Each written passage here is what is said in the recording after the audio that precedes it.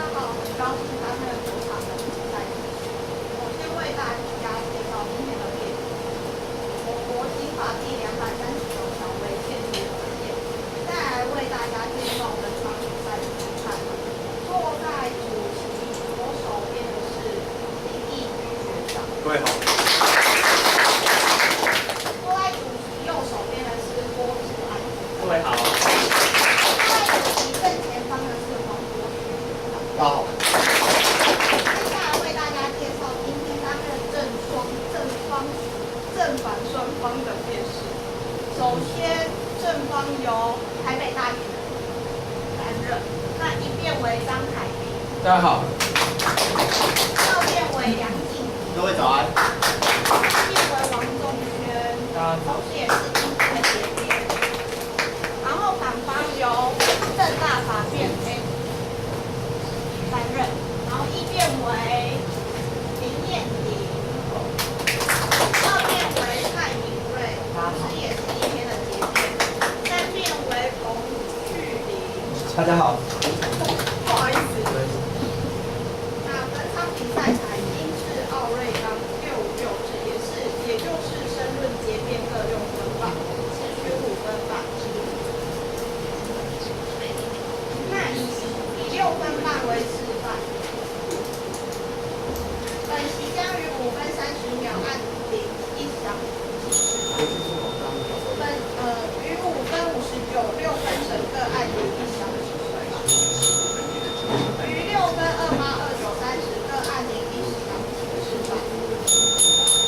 届时请台上辩士请结辩上台。决定了。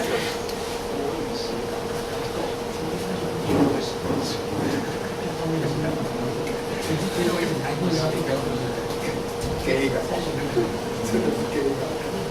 那你刚刚也是猜拳。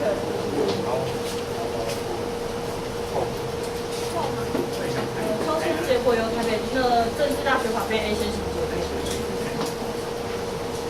我那时候在这图书馆。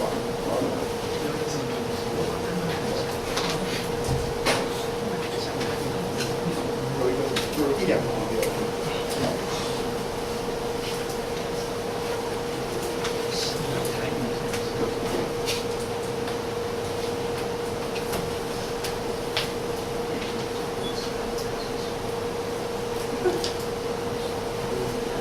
和谐。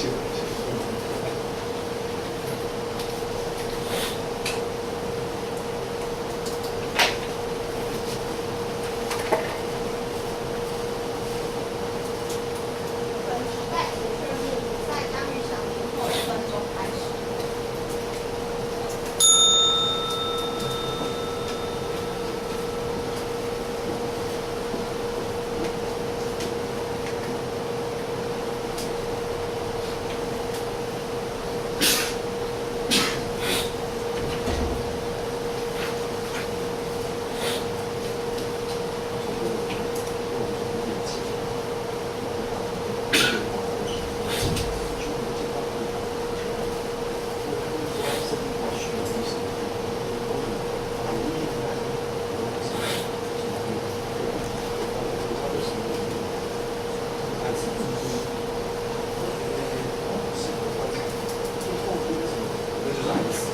对啊，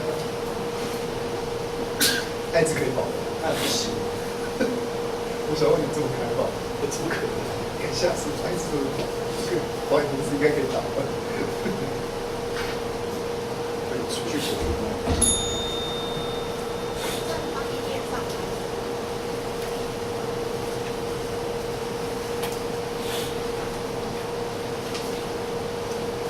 谢主席，各位早安。大家好，我方认为我国普通刑法第239条，也就是通奸罪，违反宪法上的平等原则。依照我国宪法第7条规定以及司法院释字第485号等解释，可以发现，平等原则的内涵是为了防止立法者恣意的对人民做出不合理的差别待遇。如果对相同事物没有正当理由做出差别待遇的话，即违反了宪法第7条所保障的平等原则。陈姓明达法官更进一步指出，如果除了判断立法者有主观上的恣意分类之外，即便立法者是有所疏忽，甚至是预见错误或预见不足时，也可能会构成违反平等原则的原因。换句话说，如果从宪法的价值体系及立法目的来检验，两个事物本质并没有差异的时候，平等原则及要求立法者都可以恣意的去做出不合理的差别对待，即便是立法者的疏忽也是一样的。因此，接下来我方将分别从3个方面来审查通奸罪是否违反平等原则。第一，我方认为刑法第239条的通奸罪与同法第237条的重婚罪刑度明显不同，违反宪法上的平等原则。根据大法官第687号解释的意旨，立法者对于破坏特定法益的行为，本来就是可以依他职权上的立法形成自由，对不法的行为做出评价。但是需要注意的是，如果对于侵害的是相同的法益，而且侵害程度相同的话，其不可以如果他对于侵害相同的法益而且侵害程度相同的话，如果这时候他给予不同刑责的时候，则形同对于事物给予不同的评价，这时候就会构成以上我们所说的违反平等原则的差别待遇，进而违反宪法所保障的平等原则。因此，在进入讨论平等原则之前，我们首先要确立的就是通奸罪与重婚罪本身分别要保护的法益到底是什么，以及对于法益的侵害的程度到底是有到什么样子的程度。首先，我们从法益的保护出发，从大法官第554号解释文出发，我们可以发现，婚姻是一夫一妻为经营永久共同生活的为经营永久的共同生活，并使双方人格得以实现与发展的生活共同体。而通奸罪所要保障的，正是婚姻的维持、家庭的制度及社会秩序。然而，同样的，大法官也在362号解释及552号解释一再的表示，关于我国对于重婚上的限制，也是为了维持一夫一妻的婚姻制度，进而维持配偶间的人格伦理关系，实现男女平等原则及维护社会秩序。简单来说，基于维护一夫一妻制度的生活稳定，我国刑法对于婚姻的保障，分别制定了重婚罪以及通奸罪，并借由重婚罪来禁止婚姻的一方任意在形式上与他方缔结婚姻关系，而破坏原本婚姻的家庭行为，并另外透过通奸罪来禁止婚姻的一方另外在实质上与他人为性行为的时候呢，破坏原有价值的婚姻的原有的实质价值。因此，在刑法上重婚罪与通奸罪所要保障的，无非就是婚姻的维持、家庭制度及社会生活秩序。两个罪名所要保障的法益并没有任何的不同。换句话说，所谓的重婚罪，无非只是一种形式上的外遇，而通奸罪却是一种实质上的出轨。其次，在法益侵害的程度方面，在此我们可以想象，在民国28年，当时立法者订定这个通奸罪与重婚罪的时候，他们那时候是唯一我们可以发现，他们判断相较于通奸罪，重婚罪刑责更高的唯一的原因，就是因为我们可以想象，如果今天有一个人他决意做下重婚的行为的时候，他已经下定决心要去重组另外一个家庭了。因此，我们可以确定是他形式上破坏了法律上所保障的一夫一妻的制度。但对于同样破坏婚姻的不法行为，重婚行为作为形式上的婚姻的破坏，最高本刑为5年，但是通奸罪实质破坏的家庭行为却只有1年的刑度。举例来说，一个去外面不断找小3、小4甚至小5寻欢的人，对于婚姻及社会的侵害的法益，并不必然的会小于重婚的人。而刑度少了4年的原因，就只因为他跟他外遇的对象少了一张形式上的结婚证书。如此一来，将使行为不法内涵本质相同的规定，却分别可以不同的刑度，明显抵触我们刚才所谓的宪法上保护的平等原则。更进一步来说，从诸多社会事实也可以观察到，像王永庆、薛明志等人，虽然没有形式上的复数婚姻，但是明摆着就是2房、3房、4房，要分给遗产也是那么举世皆知。因此，我们可以发现，只要他们没有建立形式上所谓的婚姻关系，这种实质上的一夫多妻或多妻一夫的或一妻多夫的概念，将会遁入这个通奸罪的保护伞，而我们无法用重婚罪来加以苛责，使当初设定重婚罪的精神与价值遭到剥夺。因此，我方认为，立法者分别对2个侵害程度相同的不法行为，创设明显的差别待遇，甚至实质的侵害的刑责会小于刑事的侵害，是违反了宪法上所保障的平等原则精神。第二个理由，通奸罪的规范对象只限于异性之间的性器结合，违反宪法上的平等原则。依照我国受刑法项第221条第1项强奸罪的规定，我们的规范的犯罪对象只限于男性，而被害人只限于女性。而就强奸罪的既为罪的判断，是以男性的生殖器是否插入女性的生殖器来作为认定标准，也就是说，以异性的性器结合来作为判断的对象。因此，我国在民国88年的时候，在修法的时候，把刑法中以奸字为构成要件的罪名全部都改成性交，并增订第10条第5项的规定。而这时候认为，性交的规定是包含所有其他的所谓林山田教授所谓的变态性交，说是口交、其他的肛交，甚至其他的这种同性性交等等。然而，我国现行第249条的通奸罪却并未一并修正。也就是说，现在的性交的规定，而且是通奸罪的规定，还是限于异性之间的性器结合。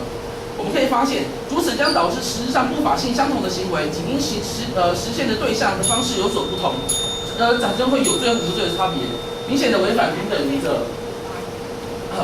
所以对，谢谢大家。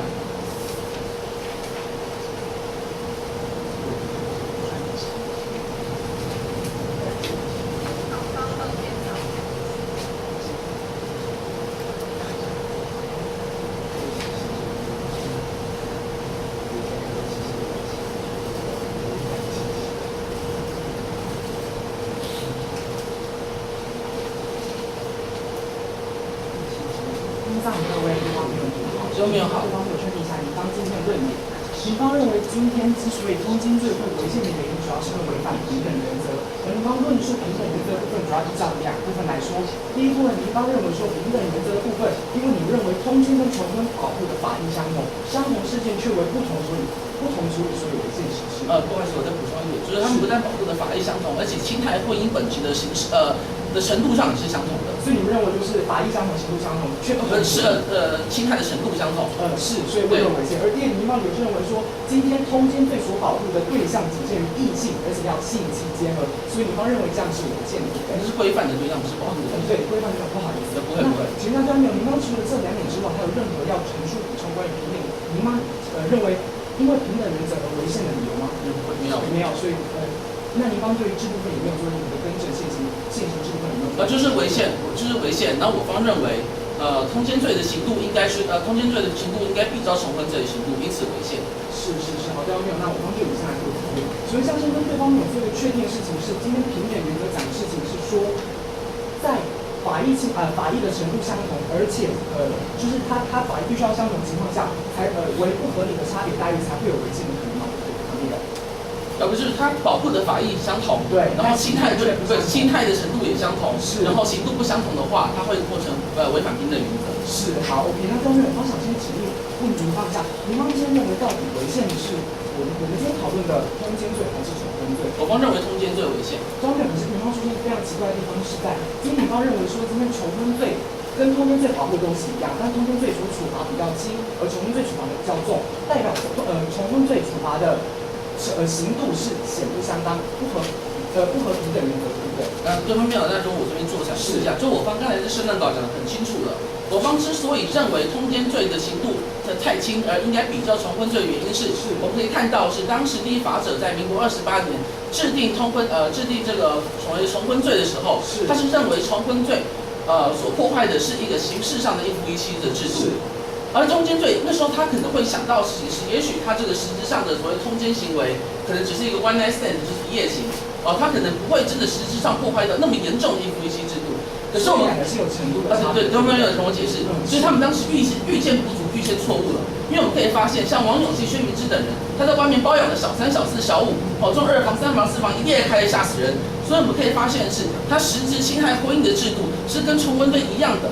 因此，我方认为通奸罪的这个侵害程度，已经事实上是有跟重婚罪一样的可能。也就是说，如果今天我方能够论证出一件事情，是今天重婚罪跟通奸罪2个主要保护的法益是有程度的差别的，或者这2个保护法益是不同的，那您方对于平等原则论述部分，因为保护法益不同，所以根本不会有差别待遇的情况发生，是不是？所以您方之后论证的事情是，第一个是您方要首来切割，就是重婚罪和通奸罪和保护的法益是同，可是根据大法官解释，2个是相同的。第二个没关系，好，没关系。那第2个部分是你们还要在论述，您方还要在必须要再去证明的事情，就是这2者的侵害的程度是有所差别的。上面我方不懂一件事情是，我们今天在做违宪审查时候才会用比例原则这件事情。但是为什么今天民方会认为违宪的是239而不是237？我方一直不了解这件事情，因为相同的法益侵害的程度相同情况下，为了处罚应该是尽量用最小手段，这也是所谓的比例性。但是民方竟然却说，如果我方跳入民方逻辑来思考的话，重婚罪跟通奸罪保护的法益相同，那如果通奸罪就能够去阻止犯罪的话，为什么还需要用到重婚罪呢？没有，我刚刚强调的事情就是，我们首先我先分开两个部分来说好了。今天我们进行审查是用平等原则来审查239就是通奸罪有没有违宪，而不是用比例原则。比例原则是另外一个完全不同的概念。平等权的审查也是一样嘛，相同事件。对，没错。所以我们对相同事件和相同事件对，所以我方刚才就我们在探讨这样的前提之下，是我们先首先确认的就是他们两个的保护的法益和侵害的程度是相同的嘛？今天刑罚要侵犯一个人的一个权利，他是不是要侵害最小越小越好？没有，我们要想到一件事情是，不是任何的刑罚就是一定要侵害越小越好。我们必须要注意到的事情是，他今天所这个的刑度是不是有跟他所要保障的法益是相同的？就像我们今天保护法益相同，但没有告诉我为什么1年以下不够，而5年以下才够啊？没有，我刚才已经说了，当时立法者在设立这个通奸罪的时候，他们不管是这个我刚知道，就是没有相同嘛，对不对？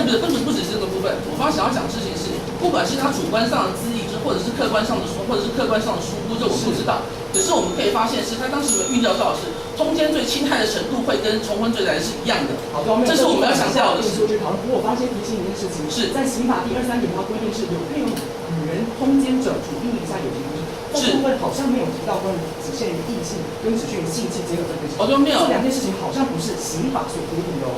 没有。我刚想要强调的事情是，目前所谓的因为所有的刑法解释必须实务见解。没有，我刚讲的不只是实务见解，因为通奸罪规定的构成要件就是奸制。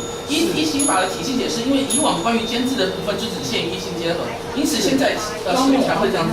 然后为您做解答。没问题，谢谢。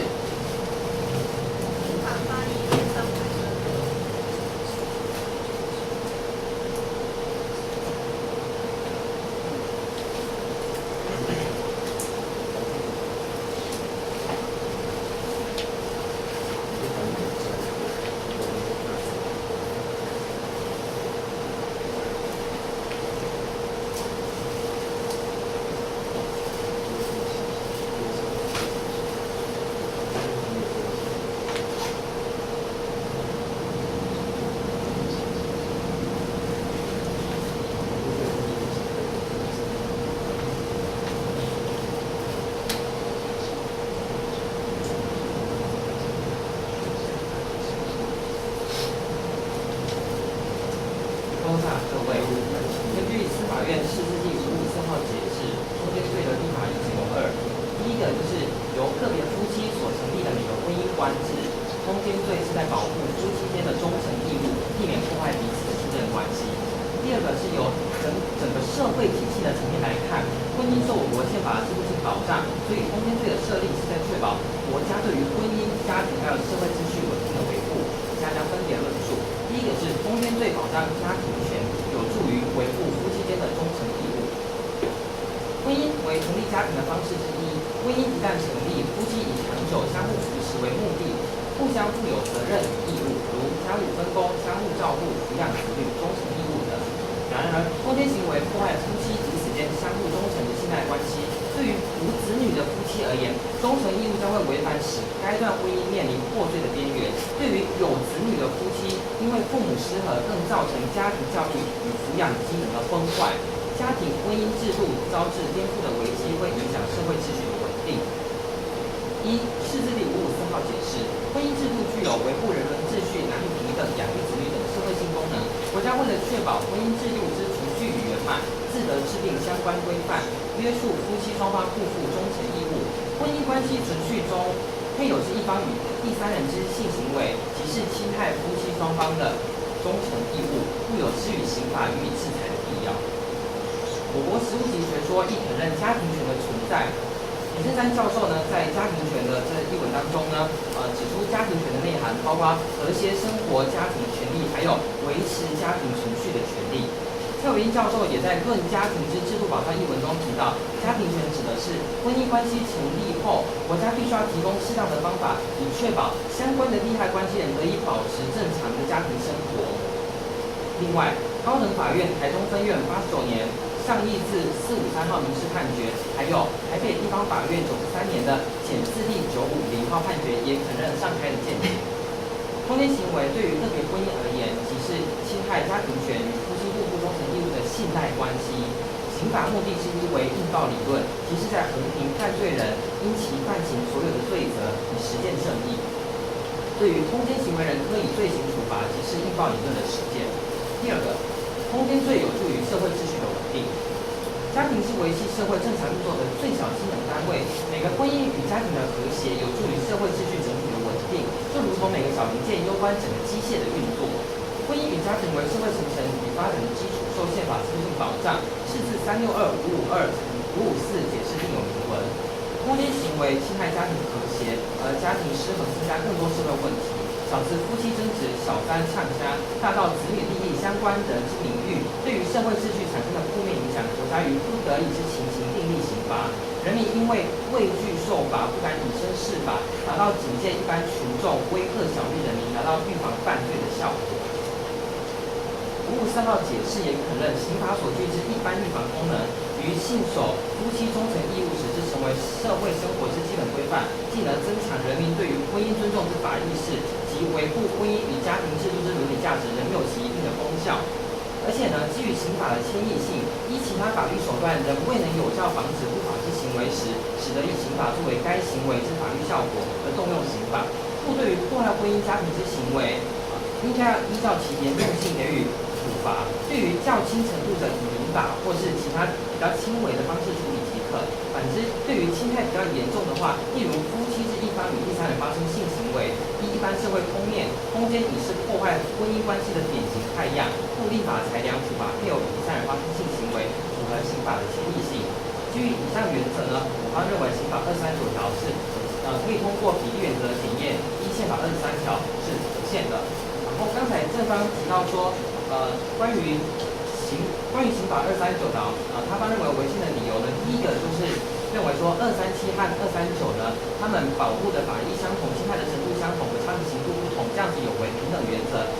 但是首先呢，这个对方配偶其实他们也很明白的说，237是一个形式上破坏一夫一妻制，那239则是实质上去破坏一夫一妻制。其实两者最大的不同就在于说，237他去做了2个婚姻，而239呢，他是在这个婚姻之内，然后去做了一个性行为。而婚姻这个东西本身，它不是只有性行为是它的内涵，它的内涵有非常多。所以当他去就是重婚的时候，其实他去违反了这个婚姻的内涵，其实是远远大于通奸罪的。因为这个婚姻的内涵本来就不是只有为性行为嘛。那所以说，正因为这样子的一个不同，所以他对于这两条，他对于侵害，对于法律的侵害程度是有所不同的，本来就是可以区别对待。而且呢，对方其实今天他们想要争执，只是说2个东西应该一样，可是这个东西只是说那我们是不是可能考虑以后让2个东西变一样，跟有没有违宪其实是没有必然关系的。那再来就是说，对方没有提到这个239。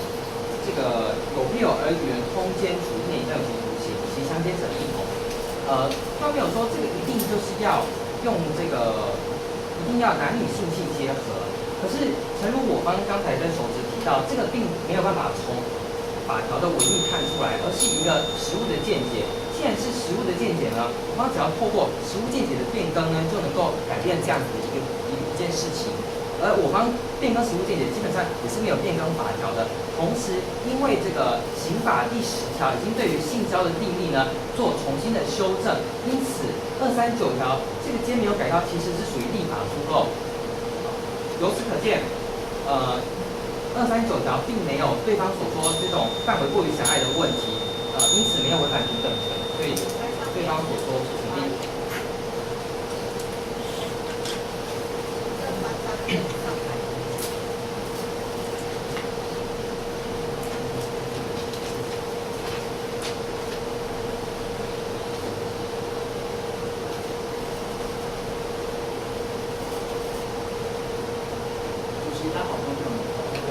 方面，我首先总结一下民方论点。这方面你会告诉我方说的是，民方你觉得婚姻就是法律应该来保护婚姻然后以维系社会秩序这一事情是很重要的。是对，然后民方也觉得说刑法基本上也就是来保护婚姻法益这件事情基本上是有原则，因为它有一定的预防或预防效果，意思是这样。然后民方也觉得，然后基本上民方的论点是这样。最后除此之外还有什么要补充？没有。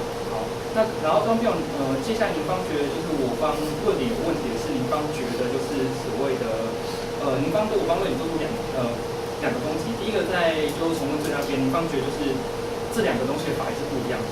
民方我刚不是这么说，我刚是就侵害程度来做分析。刚辩民方觉得这两个的侵害程度是不一样的。是。刚辩我想请问一个问题哦，那假设今天啊，就比如说今天我们应该可以看到很多社会上那种例子是，你是就是你因为现况下基本上婚姻是采登记婚姻制对，所以基本上就是如果你已经有配偶的话，你基本上是没有办法再登记结婚的做法。但是因为这个是应该是民国97年才开始。对，最近也是一样。部分其实以前部分基本上没有对，那没有办法。可是刚才我只想问一个问题是，会不会有一种人是他基本上也就是他并没有跟其他的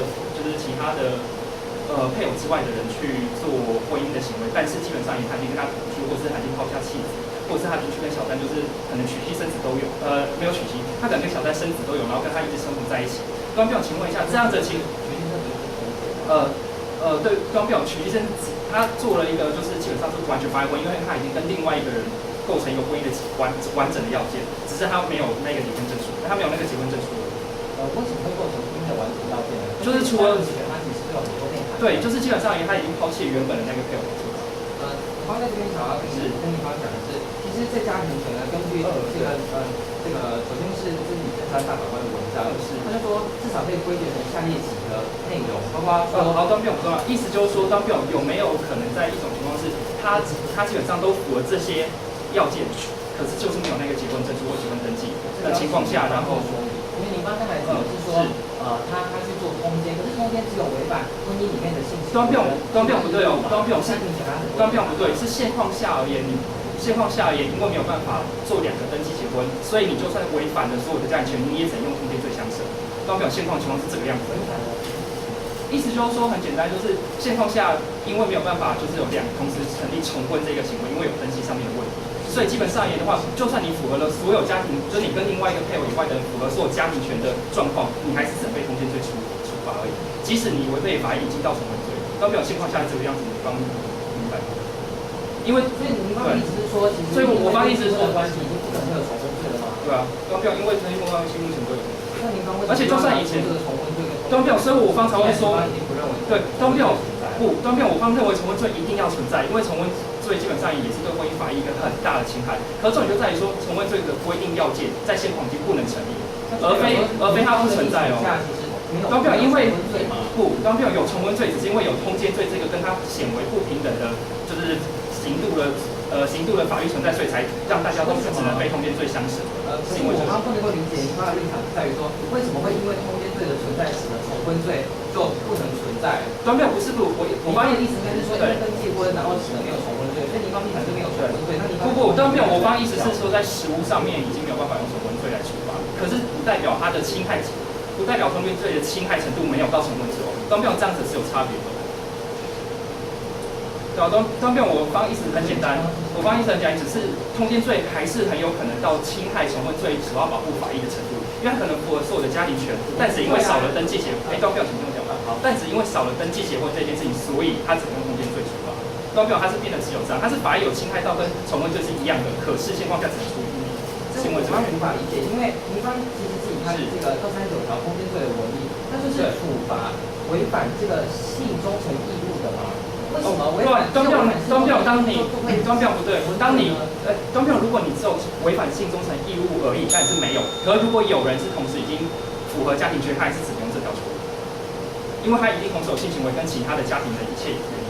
是这个，我方不是说所有人都会，我方只说有一些人的情况下，他明明是需要被处到5年的这么严重的程度，但只能被处1年。刚辩我意思是在另外立法的意思。刚辩我方一直都觉得通奸罪本身的刑责是个问题，就这么简单。他应该要跟从不，端边我们要先让我们进入下一个问题。我们对只针对我们要先端边我们都在讨论，我们可以端边我们进下一个问题。针对这个性行为的违端边我们可以相对应的端边我们进下一个问题好吗？对，端边然后您刚刚讲说就是在通奸罪上面就是它的本文并没有规定所谓的就是只能异性之间的人。端边，我想问你哦，如果依据刑法体系解释，为什么它都已经规定了一个性交罪，包含所有的性行为，却唯独把通奸罪这边留下来？端边，如果您把这个奸字再直接解释为性交罪的定义的话，那不是超越唯一解释吗？谢谢庄定有疏漏。请正方二面上台申论。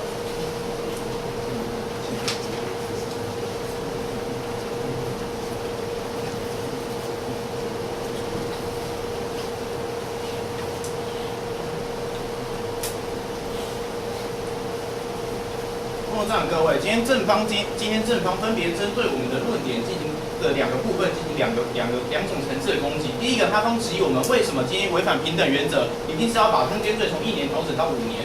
第一个，我方要回应对方第一个理由，就跟他方议辩稿主要告诉我们，今天通奸所要保护的是婚姻的忠实义务，它的确在我们我国的法律上、刑法制度上的确有它的重要性存在。因此，我们认为，为了要保护这样的重要的婚姻制度以及维护我们重要的社会秩序，我们的确是要去详加的去检视这样的刑度跟它的刑责有没有相当，有没有出现一些什么问题。而我们比对方更进一步的观察到一个现象是什么？有一群人在现在的社会里面，其实他钻的法律的漏洞，他规避了他其实实质上已经从事了跟别人重组一个婚姻、重组一个家庭的程度，但是他只差了一个没有形式上的结婚，而他去。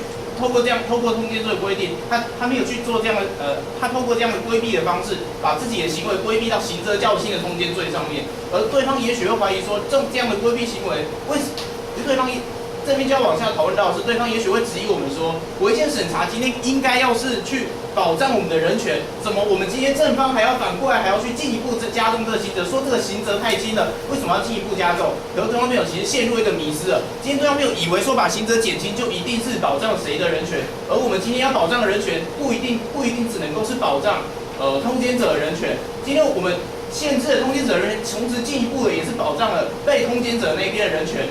因为我们今天希望能够保证，因为今天我们发现到是有人通过这种方式规避，对原生家庭、对他的原配而言，其实造成的也是很严重的侵害，或者更进一步来讲，就像他方所说的，对于社会法益、对于社会秩序的一种严重的侵害。这也是我们为什么今天希望能够透过透过平等原则的检验，来认为说今天这个刑责太轻了，我们应该要调高这个刑责来保障更多的社会法益以及更多的人权。这是关于第一个部分的回应，以及第二个部分，对方并有针对说我们质疑说，那个刑法上对于那个通奸的刑事限制在只对于严格的男女之间的性器交合才对于处罚，对于其他的那个性交形式完全不处罚。这一点，对方提出两个部分质疑，对方并有觉得说我们其实只是在讨论一个实务上的见解。没错，的确我方是基于一个实务上的见解。我方从两个部分的成立这个论点。第一个部分是我方从立法上的历程告诉大家，当初修改强制强奸罪变强制性交的时候，通奸罪没有一并的修改。第二个部分其实在法务部的实务见解上，其实有告诉大家，所谓的通奸这个字也是只限于男女之间的那个男女之间的性器交合行为。可他们也许会说，这个实务见解也许可以透过实务上变更的方式来去改变，然后这可以规避掉这个立法疏漏。但是我们要问的一个问题是，我们的刑法可以容许这样的立法疏漏存在吗？也许在其他的行政规则，也许在其他的行政命令，我们可以容许说，那个行政机关或者是什么解释的时候，我们去用这种解释的方式去填补这样立法漏洞。但是在刑法上，我们可以通过这种解释的方式去填补所谓的立法漏洞吗？如果今天刑法毕竟是一个侵害人民较严重的权利，刑法毕竟是需要有这样他方所说，必须要具备迁移性，必须要具备一定的原则，最后手段性。我们今天可以容忍刑法出现这样严重的立法疏漏吗？所以我方今天就认为，在现在的刑法过程里面，它就出现了这样严重的疏漏，它只限定在于男女之间的性器交合才需要被通奸罪处罚，而其他的性器交合，比方说我今天可能今天我的那个老婆可能就会去跟别的老婆别的女人发生别的女人发生性关系，甚至说他们可能之间他跟别的男的发生关系，但不是以性交的方式，可能是以别的方式去，但是这个就不会构成通奸罪。但是实际上的情况是什么？他们仍然对我们之间的婚姻关系造成了实质的破坏，但是刑法却不处罚这样的行为。而我们认为这是严重的立法疏漏，已经不能够单纯以立法扩张解释来去填补这样的错误，而是应该要当然的应该要以平等原则的方式宣告它违宪。以上就是我方今天认为为什么普通刑法339条是违宪的理由。谢谢大家。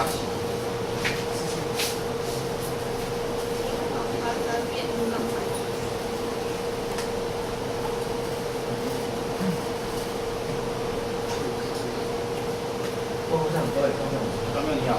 那么我们现在讨论一下您刚所讲的东西。您刚认为今天因为有通奸罪的存在，导致重婚罪无法适用，是这样吗？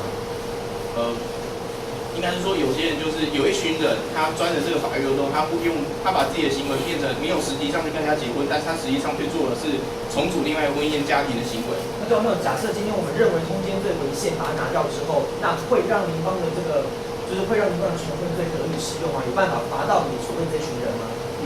就是您方今天说重婚罪，它是为了要保护婚姻啊，保护就是您方所要输了保护那些人嘛。那如果你今天说通奸罪违宪之后，请问您方的重婚罪能够去处罚到这些人吗？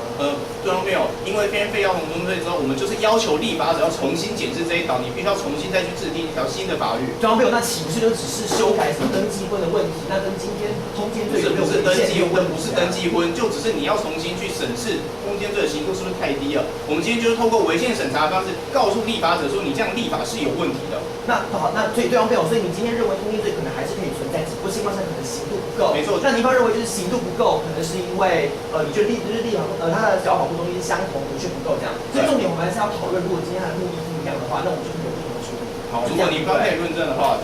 好，那对方没有，今天重婚罪它是不是在决定一个身份关系的有无？结婚不结婚，有没有？是刑事上的法律关系。对，刑事上法律。那对方没有刑事上的这个东西，它是不是涉及可能婚生子女啊，或者财产继承？它有结婚跟没有结婚最大的差别是在婚后可能会有财产或者身份上的变动，也有可能影响子女，对不对？可是对方被我通缉有可能会产生婚生子女。交没关系，你先回答重婚罪是这样，它是影响这样子的。对，重婚罪也许会有这方面的影响，没错。对，那是不是因为就是重婚罪它重婚在保障的是一个形式上的，就是它审查是一个实际上的东西，所以这个实际上的东西因为影响的层面蛮大的，所以它以5年的。后面我刚也告诉你了，你其实实际上跟人家发生性关系，你也破坏了婚姻的实际价值，而且如果你刚讨论子女的话，通奸罪也可能会产生非婚生子女，也是一样会有相关的法律问题会出现啊。对，可是我现在要讲的就是他婚姻就是有那个实质上的婚姻存在，是不是就是会如果你侵害那个实质的婚姻，你会比通奸罪还要明显的去违反那个形式上的婚姻。不对啊，我刚觉得实质上侵害其实还蛮严重的。也许我可以容忍说，我的老婆可能跟别人有登记一个婚姻，我只要说你把那后婚姻撤销。但是我听到我老婆跟别人在搞来搞去，我就很不能忍受。没有啊，我刚一开始的就是举那个李正山在法官文章，他说家庭权里面的家庭有分不同的层面，一个是家庭的因为婚姻的重组，对不对？那一个是还有家庭就是延续啊，它有延续这个层面。那今天今天通奸罪其实它就是在保护延续的部分啊，就是立法者是不是？立法者所以它其实是一样重要的嘛。就是你刚讲了2种方式，一种方式就是透过刑事上婚姻的保障，以及实质上我们维护婚姻的价值。我们去跟一个人结婚，当然就是希望我们之间能够有一定的忠贞义务，有忠诚的价值嘛。那今天通奸罪就破坏了像实质的价值，实质婚姻的价值。但是我们就发现它刑度却实质婚姻的价值是什么？就是维持婚姻，就像你刚所说嘛，维持婚姻的忠诚义务，就跟你刚所论证的那些一样啊。维持婚姻的忠诚义务，维持社会秩序，维持大家的家庭能够和谐、能够稳定，然后你老婆不会随随便便跟别人到处发生关系，或是你的丈夫不会到处去偷吃这样的行为嘛。可是我们今天通奸，就是立法者他其实是希望通奸这个东西是要让就是家庭能够维持，所以通奸它有所谓的诱诉规定，对不对？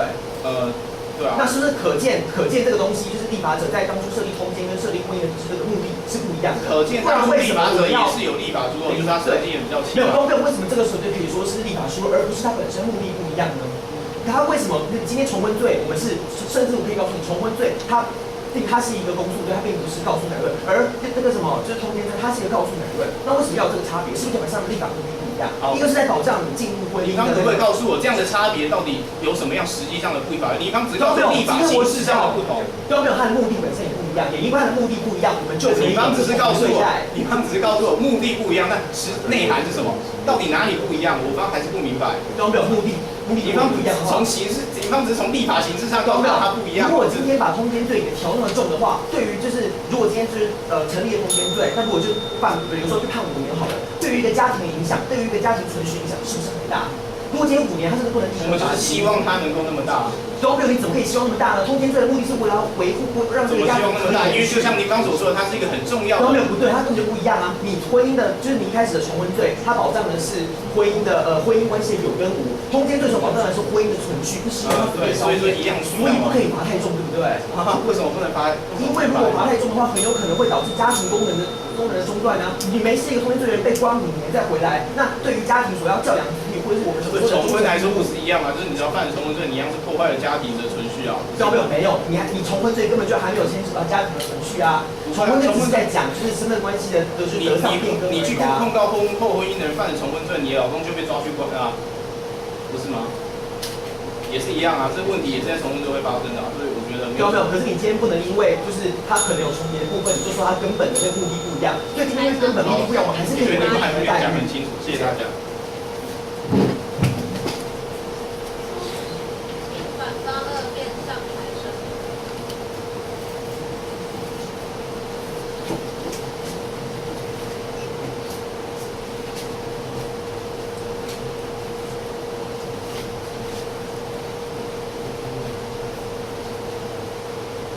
各位，首先我们先来看一下今天正方比下制跟反方比下制到底有什么差别。今天正方认为他们就是认为通奸罪违反平等权的原因，是因为他们认为今天重婚罪跟通奸罪主要保护的东西都是跟家庭有关的法律。但事实上，我刚就告诉他们，首先第一点，他们真的是相同事件吗？如果他们不是相同事件，其实根本不能为相同处理。第二点，就算他们是相同事件为相同处理，为什么违宪的不是重婚罪，而是通奸罪？这2点是我方对这个论点所提出的2项质疑。首先，在第一项部分，我刚想要告诉大家的是，今天重婚罪跟通奸罪，我们来想想看，它真的一样吗？重婚罪今天它之所以要构成重婚，一定会有2个婚姻，而通奸罪它会违反通奸罪只要1个婚姻就好。那2个婚姻和1个婚姻，大家可能会觉得有什么差别？它的差别就在为什么我们今天一个人要结婚？为什么同居人跟跟夫妻会有差别？在于我们今天从同居人要走向夫妻这个过程，要结婚这个过程，它是一个非常高度的一个承诺跟一个信赖的关系。今天如果我触犯了重婚罪，代表我已经把前面的那一个婚姻弃之如敝屣，我不要了，代表我已经没有办法再修复，已经没有可能再修复重婚罪的第1个婚姻，而我想要去做第2个婚姻，就当事人来思考。但是通奸罪是什么？通奸罪跟他刚所说的一样，侵害如此的大。我方认为，今天通奸罪可以分2种情况来说。第一种是他方今天只告诉我们，就是可能是小3的情况下，可能当事人他可能会觉得说，我其实这段婚姻要不要维持已经存疑了。但有第2件事情哦，就是嫖妓也会违反通奸罪。但嫖妓这件事情，它真的是，可能有些人他会去嫖妓，嫖妓他毕竟也是以第3人为相奸或违反通奸，这是没有疑问的。但是如果他今天去嫖妓这个事情，如果他嫖妓过后，或者他老婆的样子，那他们的婚姻可以继续维持下去。这个地方，我方就想问对方，这不就是通奸罪跟重婚罪一个最大的差别吗？重婚罪是修补完全不可能，因为你结了2次婚，代表你第1个婚姻我不要修复，没有，你不想要修复第1个婚姻，而第2个婚姻依民法的规定也是没有办法成立。但通奸罪今天要做的事情是什么？通奸罪今天要做的事情是，今天可能有些人他会犯错，但犯错之后，我们希望他还有可以矫正、可以改过的可能。所以我方今天想要讲的东西是，今天通奸的确它会破坏社会秩序，我方要承认这一点。但它破坏社会秩序的程度，没有像是破坏婚姻制度来的那么大。为什么？我们举个例子，今天结婚这件事情就好像是盖了一座城堡，但通奸这件事情可能是拆了1面墙，但对方就觉得说，盖了一座城堡跟摧毁一座城堡跟摧毁一场都一样啊，这房子可能就不能住了，不是这样啊！我摧毁一座墙，这个地方我可能可以去把它修补它，尽量让它可以婚姻继续存续下去。我方今天想要讲的事情是，我们来看一下今天刑法第17章去保障了妨碍家庭这个罪章。妨碍家庭罪章它的设立是怎么去设立的？首先，它是有一个上下位的概念，它的上位概念依照司法院4字第552号解释，它想要保障的是什么？它想要保障的是一个婚姻你有婚姻是一个制度性保障，你也要跟谁结婚的自由，你有跟谁结婚的自由。那这一项它里面提到，婚姻关系涉及身份关系的变更这个事项，就跟公共利益。所以这件事情，我们用重婚罪来处理的话，因为它跟公共利益有关，因为它会涉及身份关系的变更。那同婚罪今天不一定会涉及身份关系的变更啊。其实我们都很常听到一个例子，就是今天在丈夫不小心犯错之后，他可能事后得到太太的原谅，他可能诚心去改过。这样的情况下，婚姻并没有身份上关系的变更。那依照上来说，这不就是通奸罪与重婚罪两者最大的差别所在吗？今天刑法第17条它的保障是先以婚姻与一夫一妻制的成立为尚未终止，也就是违反这个尚未终止者，我们处以重婚罪5年以下有期徒刑。但是在这个是关于婚姻成立的部分，但在婚姻的有效记忆部分，我们还有其他的犯罪去处罚他。举例来说好了，合诱罪、掠诱罪、通奸罪等等，就是要处罚今天这个家庭可能受到破坏、受到危机的这种情况，那它是属于比较下位的观念，它属于的是一个家庭不能继续存续下去的观念，而不是今天这个婚姻的制度有没有被破坏。因为我方今天会认为说，今天通奸为什么他会处罚1年以下，原因就在于说它的程度可能没有那么重。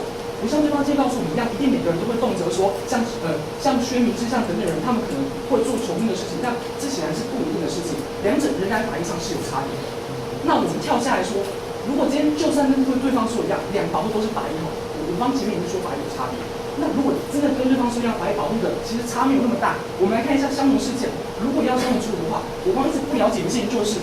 为什么今天相同事件相同处理？我们基于刑法最后手段原则，一个最小侵害的原则，为什么我们要去保障的东西是我们要让重婚罪继续成立，而让通奸罪认为它违宪呢？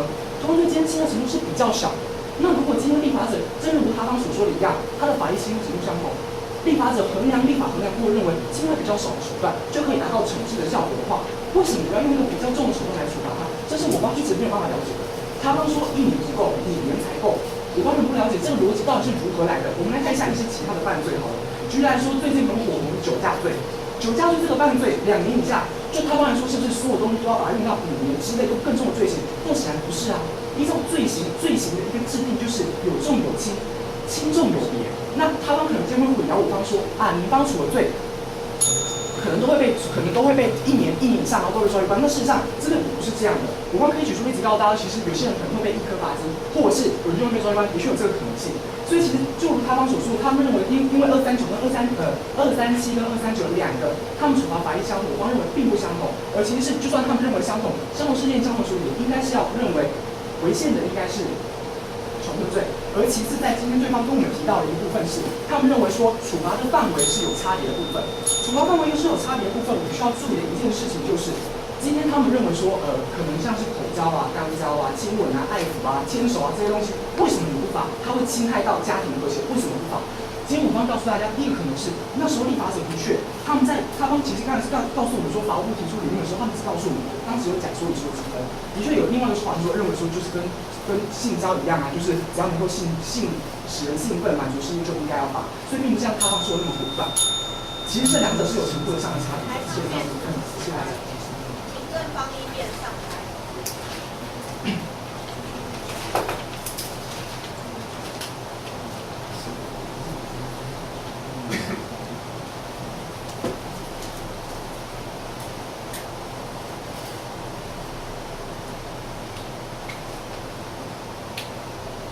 医生好，张淼您好。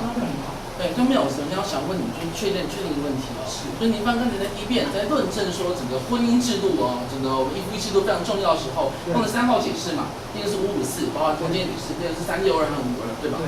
这3号解释。跟362主要是在讲重婚的，对重婚，对，它是制度性保障来可是它是对于重婚的限制嘛，对不对？它是对重婚限制，对，张淼，所以我们可以首先确认一件事情是，您刚才用这3号解释，就是分别对重婚的限制以及通奸罪的限制来论证的是，他们两个所要保障的就是整个社会公共的秩序，我们整个婚姻的制度，对吗？程度有差别。对，我这个程度是先第2个层次的问题。它首先是安全，保障是对，所以保障社会是对，没错。是有差别。而且有一个差别，我们要提醒。没有，我先他可能是告诉男女罪。对，我先确认是保护法益的问题，保护侵害的程度是另外一个问题。保护法益，所以我们相同，不会代表它就是相同。对，没有，所以我们说，首先可以确认的事情是，他们保障的法益是相同的。方面我们进行另外一个问题哦。是。方面林方会长，你刚才认为，就你看听到一块，不是法益相同嘛，是法益保护的法益种类相同，不代表法益它的程度相同。不是程度是对方你所误解的，侵害保护的东西相同，跟侵害的程度是两回事。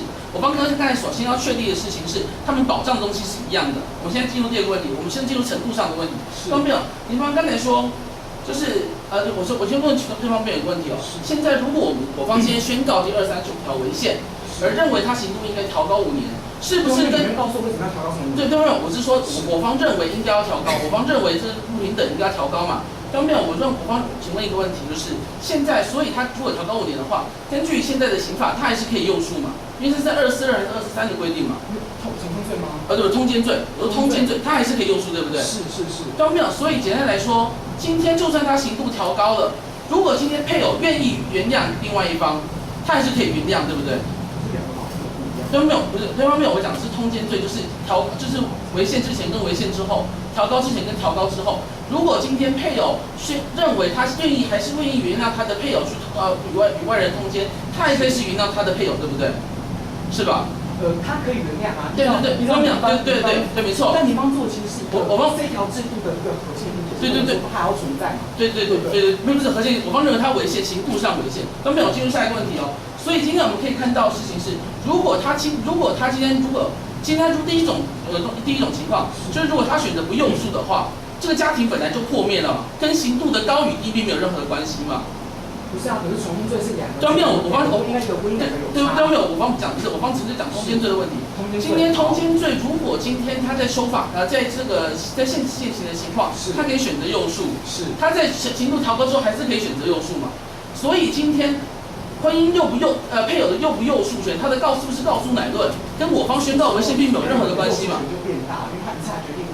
对，所以没有，我方的意思只是说，他并不会侵害这个婚姻啊，不是，应该说他要侵。那如果他今天选择不诱诉的话，如果他今天选择，对方没有先听我讲完。如果他现在在现行的情况下，如果他选择不诱诉，婚姻还是会破灭，对不对？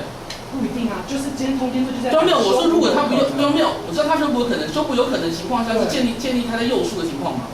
对啊。如果他现在不诱诉的话，婚姻还是破灭。对方没有，就是一颗罚金。对方没有，一颗罚金，可是他都已经告到法庭上，代表他不诱诉了嘛。但是其实他这里就判刑责，他就有前科了嘛。不是要去告他账。对方没有，我方现在5年以下还是可以这个一颗罚金的，并没有因为5年以下就不可以一颗罚金。但是有差别啊，因为1年以下是6个月。